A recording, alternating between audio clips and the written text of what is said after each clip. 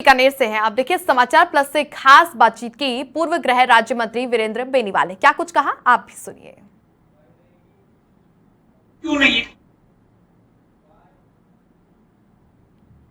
मौजूद हूँ और इस बात को समझो कि अगर वो तुम्हें जो लोनकरण सर से चुनाव लड़ते आ रहे हैं, इस बार वो निर्दलीय की ताल ठोक चुके हैं। क्या वजह रही कि एक इतना पुराना कांग्रेसी इतना करीब हाईकमान के मुख्यमंत्री के उसको इस नौबत पर आना पड़ा कि वो निर्दलीय ताल ठोके?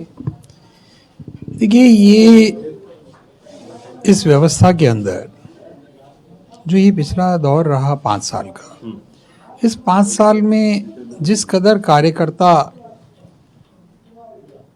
एक भावना लेकर के चला कि पिछले चुनाव में कुछ चूक हो गई और हम उस चूक को सुधारना चाहते हैं और ये मौका मिले तो हम बेहतर परिणाम देंगे।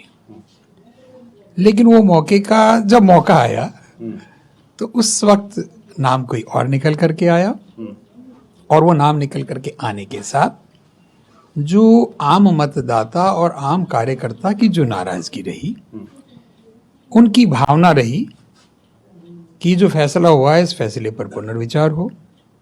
उन्होंने अपनी ओर से जो भी प्रयास रखे और उन प्रयास के लिए आज शायद वो भी आशान्वित हैं और 6 तारीख तक सभी को आशान्वित होना चाहिए।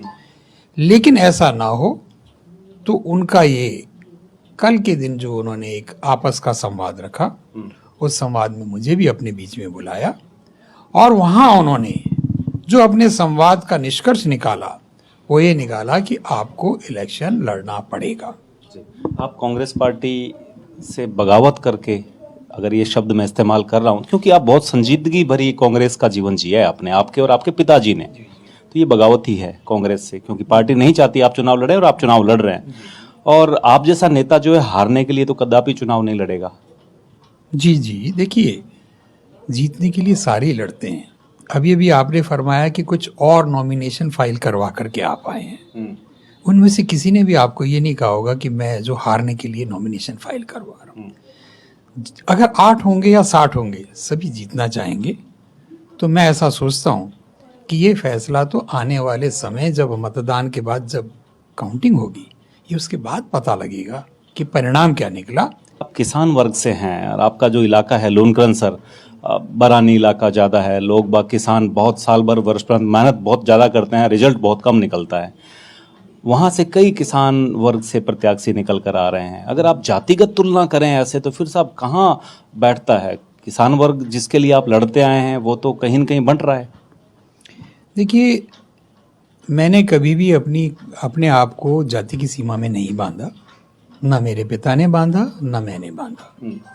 हम क्षेत्र के लिए अपनी सेवाएं देते रहे और क्षेत्र के हर वर्ग ने हमें हमेशा आशीर्वाद दिया। मतलब आप ही की पार्टी के, जो अब आपकी पुरानी पार्टी हो चुकी है, उनके लोग आपके बारे में रीढ़ की हड्डी में कैंसर और इस तरह की बातें कर रहे हैं। कोई बात नहीं, उनकी सोच है, मेरा कोई उससे तकलीफ नहीं है, क्योंकि हर व्यक्ति अपनी बात करेगा।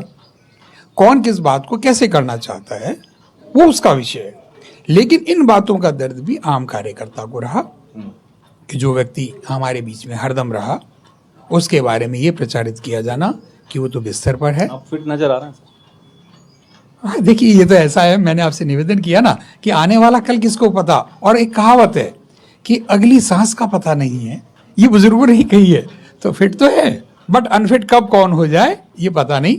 लेकिन मेरा मूल विषय ये है, आपने जो बात फरमाई उस बात पर, कि ये दर्द कार्यकर्ता का है, वीरेंद्र बेनीवाल का नहीं है। शुक्रिया बातचीत के लिए। वीरेंद्र बेनीवाल, पूर्व गृह राज्य मंत्री, काफ़ी भावुक हैं। इन्हें पूरी उम्मीद थी कि इनको टिकट मिलेगी, परंतु इनके कार्यकर्ताओं ने डिसाइड किया कि ये इलेक्शन लड़ें, इनके जनप्रतिनिधि बने। हार जीत ये कहते हैं कि आगे का विषय है, परंतु फिलहाल इन्होंने ये तय कर लिया है कि वो चुनाव लड़ेंगे। इनके भीतर कई तरह के दर्द हैं जो खुलकर हमारे कैमरे के सामने भी आए हैं और आने वाले वक्त में वीरेंद्र बेनीवाल किस तरह से लोनकरण सर की जनता का प्रतिनिधित्व कर पाते हैं, ये देखने वाली बात होगी। सहयोगी शिवशंकर के साथ रवि बिश्नोई,